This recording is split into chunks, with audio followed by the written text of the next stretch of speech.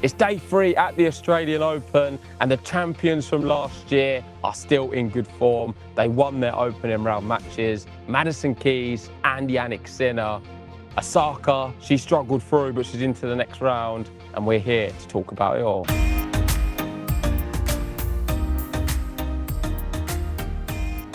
Day 3 in the books, and the final match that ended the day, Naomi Osaka going through, but in dramatic fashion, it seemed, as she went through in 3 sets in the end against Ruud, who I didn't really see giving her trouble pre-tournament, but then coming into this match, Ruud, I'm actually really impressed. Somebody I'm going to watch a lot more of on the tour.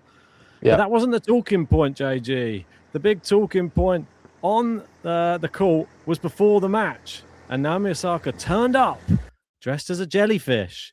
And here she is wearing some crazy outfit. This is how she came onto the court, with an umbrella, with a hat, with a veil, and with an outfit with bits that were sort of like hanging off it and a bit wavy, jellyfish-esque. This is the outfit she wore on. Very fashion show style, which I'm sure you'd appreciate. Well, that's what she brings. Osaka loves all of the off-court things. Not so much the press conferences, but I think she's come around to that now and seems to be fully integrated with the tennis media and tennis fans, which is good to see. I think tennis-wise, it wasn't a bad performance from her at all. And I can understand why we've both put her inside the top 10. There is a real good player in there. And all of this stuff, I think, in week 1 is great to speak about. If she then makes it to the second week of this Grand Slam, for me, all of the boo-boos, all of the outfits goes out the window. I'm more focused on how she's performing on the tennis court. But of course, these early stages, it's something to discuss. And Naomi Osaka into the next round, I think it's good for tennis, good for us. And yeah, let's see how she gets on. I understand what you're saying about Ruud as being a good player, but she's no world beater. So it's like really difficult to say or take too much away from that performance until she plays someone of a higher caliber. I think so as well. But some of the rallies in this match, they were mesmerizing. And I think that the way Naomi Osaka shouldn't really underestimate her or even look at this result as one that was close because she was against lower opposition and maybe Osaka's not up to it. I think that anybody would have struggled on their day in this match because Ruud came to play. The rallies were long and Osaka hit some incredible winners cross court down the line from really, really, like, it seemed like gritty rallies, which that's what we need to see from Naomi Osaka early in the tournament. I think if we're talking about someone who's going to challenge for the title again, her cruising through until she meets someone difficult, I don't think we need to see that. I think we need to see her tested early, see what she's made of, and now she knows, oh, well, I'm in a fight. This is a Grand Slam. I remember this, and now I'm going to have to up my level in the next round. So I'm excited to see her play. She plays Sorana Cestaya in the next round. That's going to be another tough match. She got through Eva Lees, which is never easy at a Grand Slam itself. So I'm excited. Not good for my bracket because I had Eva Lees winning. But Osaka, I've got cleaning up that section anyway, so I'm not so bothered. In terms of other tennis, I think Jannik Sinner is a good place to speak about. It was dominant. We joked about how many games Gaston was going to take. I think he only managed to get, 3 in the end? But the third set didn't happen. And Jannik Sinner was the Jannik Sinner he was expecting. He is the men's Sabalenka equivalent. I think Alcaraz with his new serve, the Djokovic-like serve, is always going to challenge him, and it's going to be interesting to see between them two.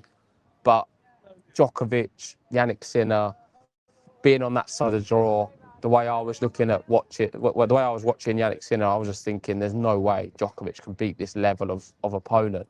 I think he is head and shoulders above everyone apart from Hurkacz. And it is still early to say because it's only Gaston, but I think he could do that same style of performance and same level against higher opposition than a Gaston. Oh, for sure. And we saw him going through via retirement. Who's he got next? Do you remember? I'll have a quick look. Just give me 2 ticks. and bring the draw up. But it was just strange to see, obviously, the two top Italians both going through, and both going through because their opponents retired. Obviously, Collignon, Massetti's one was completely different, though. Massetti's was completely different. Collignon pushed him to the wire, and he played fantastically well. I'll be honest, there was a moment in that I thought Collignon was going to win, but Massetti was just getting them extra points in crucial moments. There was a few break points where he really capitalised, and we saw a different level of Massetti, a hungry, top level. But I'm not filled with confidence, because from watching it, for him to go that close with Collignon, who I think is a good player and who's on the rise at the moment, it doesn't fill me with confidence to say this is the top 10 level Massetti. This is someone like a Sasha Bublik, to say. I know Bublik you hold in such high regard, but I feel like Massetti, this early stage, I was hoping for a more convincing performance. I think it's one of those, it's first round of a slam. If you drop the first set and then win the match in 4, which looked like what it was going to end up as, that's pretty much your Sasha Zverev style start to a slam. And if he does that, he'll find himself in the final. Zverev's found himself in many, many Grand Slam finals now. And Musetti's looking for his first. So I'm not reading too much into it. I think it was a tough opponent, and he just did well just to get through the match. That's all it's about. The Italians were loving it. Sonego through, Darderi through. Only person not through, Coccialetto on the women's side. She went out, which I didn't see. Oh, Nardi went out as well. So there are a lot of Italians. Paolini through yesterday. So the Italians are doing okay. They're doing great. And to answer your earlier question, Duckworth is the next opponent for Jannik Sinner. Okay. He got through a 5-set match against Dino Prismic. Great music to Jannik Sinner's ears, I feel that right now. I think so. Prismic was the one you'd want to avoid over Duckworth, but I think either or, it wouldn't have mattered. It's going to be the same result for Jannik Sinner. Not a massive test. I would say Prismic would have been a potential bigger test than what he's just faced in Gaston, but not much in it. And in terms of game prediction, I think I'm going to be going for something similar to you. I would be surprised if Sinner loses more than 6 games in the next match. Yeah, he's against an Australian, so he might have a little bit more impetus to... I think he'll get 4 in the first set, then it'll go 2-1 or something like that. Maybe I'll give him 7 games? So I'll go for 7 for Duckworth in that one. Fonseca, who's in that side of the draw, we're not going to get Sinner Fonseca, but I don't think we're that surprised. Spizzirri was playing well coming in, and Fonseca was carrying in an injury, which he had a trainer on the court, and he won 2 of the last 12 games. Yeah, clearly not himself, and hopefully he comes back stronger. The crowd were there trying to spur him on, but just didn't look himself. For me, I put a lot of that down to just physical problems. Fonseca's a player for the future. I think physically he's going through a bit of a rough period. He'll come out of it the other side, I'm sure, and do extremely well. It's just a temporary problem. I think so as well. I think temporary, and we'll see him back performing well in some big matches again soon. Somebody who did play really well on the women's side, I know that we've had Alexiala. She's disappeared out of the tournament, but Asian tennis still has something to cheer about. Indonesian tennis, especially Janice Zhen, she pulled off the biggest win of her career. She beat Leylah Fernandez in straight sets, the 22nd seed, and becomes the first ever Australian Open main draw winner from Indonesia, which is, I believe that's the case. It says Indonesian sensation, first ever AO main draw win. If I'm wrong, please let me know. But yeah, I swear I saw that flying around. Fantastic. No, I saw something similar as well. I think she's it's great for her, great for the country. Didn't watch the match, so I can't really comment loads on it. But we've spoke about her a few times as a good player. We've seen, I think, one of her matches maybe together in person where we thought she's doing quite well. But this is just a small story in the big scheme of things. Let's see if she can beat some better opposition. Leylah Fernandez didn't fill me with so much confidence towards the back end of the year. This is why it's the first year in 3 years I've not included inside my top 10. I think she's probably not ready to do it. I don't think she's as good as what I thought she was. So that's why maybe on paper that was the biggest upset of the round, of the day. Unless you've got any other ones. Was there any other upsets bigger than that? I'm just looking. Laura Siegemund beating Samsonova was 4.3, and we also had. Okay. I think that was the biggest one, or Grabber beating Cocciaretto at 4s.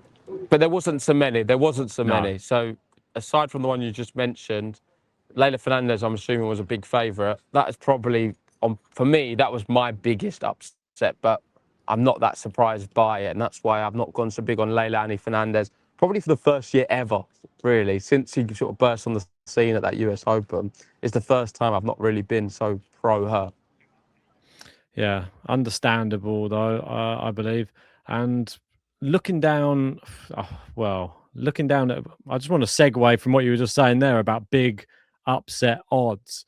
This is a bit of a weird segue and something I'm not even sure if you were aware of, but I just saw in the doubles, there was a pairing that I'm not sure you're aware that we're playing together. And we spoke to one of them 5 years ago saying, I reckon you should play doubles with your brother.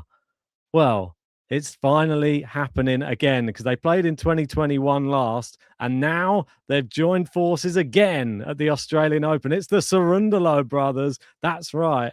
And they came up against the number 8 seeds in their first match of the tournament, which was Roger Vasselin and Nice. And they've only gone and won 10-1 in this match for the Cerundolos. I'm absolutely ecstatic for them. This is legendary stuff. Are they the next Bryans? That's what I said 5 years ago. Well, I would love to see them go on and win this Australian Open. I mean, I'm all behind it. I did see the result. I didn't realise the odds are that crazy, as what you've said. But I know they're beating such high seeds. It's insane. And why not? Why not? We know Francisco's taken to the hard courts a little bit better than Juan Manuel. But they're both two really good players. So I'm all for it. I think it's good to have a brothers pairing at the moment playing in the doubles. They'll probably be really good at Roland Garros. I think Roland Garros, them two in the doubles, could do some damage. I might predict them to win. I might put an outside bet on that. Probably get good odds right now as well if you whack it on. But yeah, do it before they win the Australian Open. Otherwise, it's going to be rubbish odds. One other result on going back to the men's singles, which I think was a really tough opening round match, which was Ben Shelton. He managed to fire his way past Ugo Humbert in straight sets. This is a really tough, informed player in Ugo Humbert, but Ben Shelton made it look easy. He's a sort of a big match player, isn't he? Comes out, plays, fires that serve, and doesn't ever look like he's going to back off in rallies. He just really goes for it. And 2 tie breaks just to seal it. Ugo Humbert is not that good. I think he's overrated.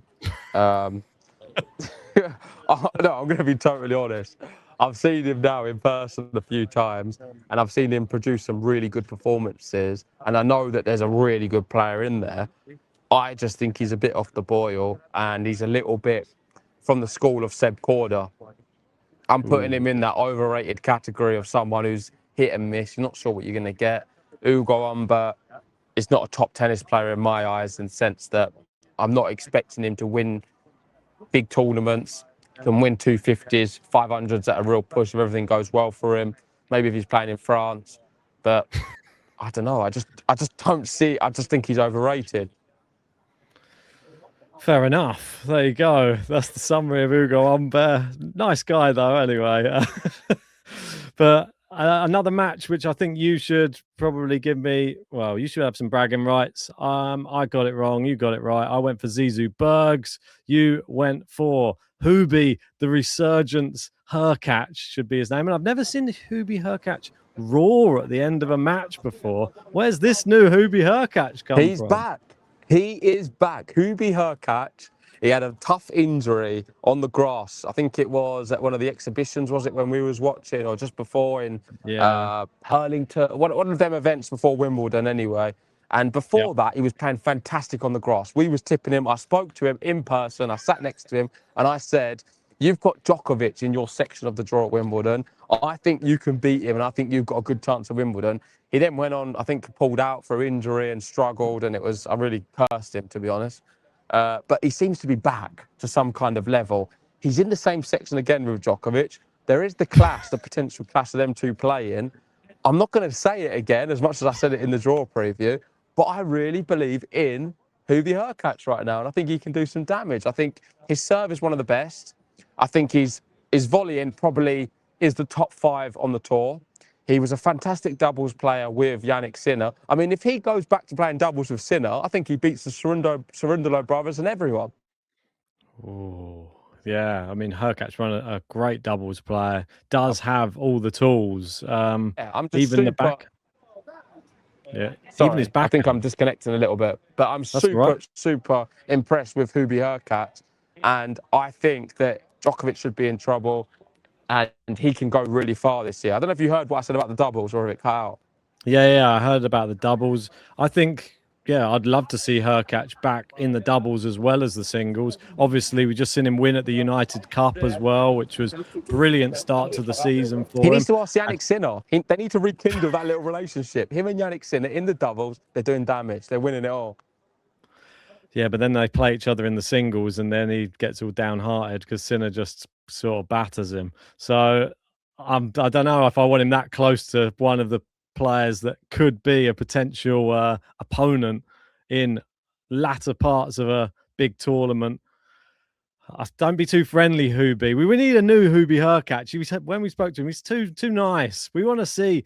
It's like Tom Aspinall in the UFC. Everyone's like, oh, he's too nice. Like, well, no more Mr. Nice Hurkacz anymore. We want to see the roaring Hurkacz come through and take this Australian Open by storm. He's made a good start, that's for sure.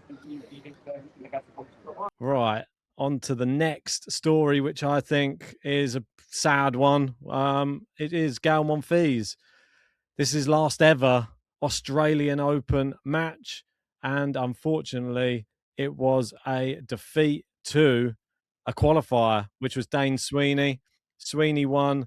It was 7-5 in the fourth. There were some magical moments from Gael Monfils, but unfortunately, it just wasn't enough. And you see on the screen from 2005 all the way to 2026, 21 years at the top of the sport.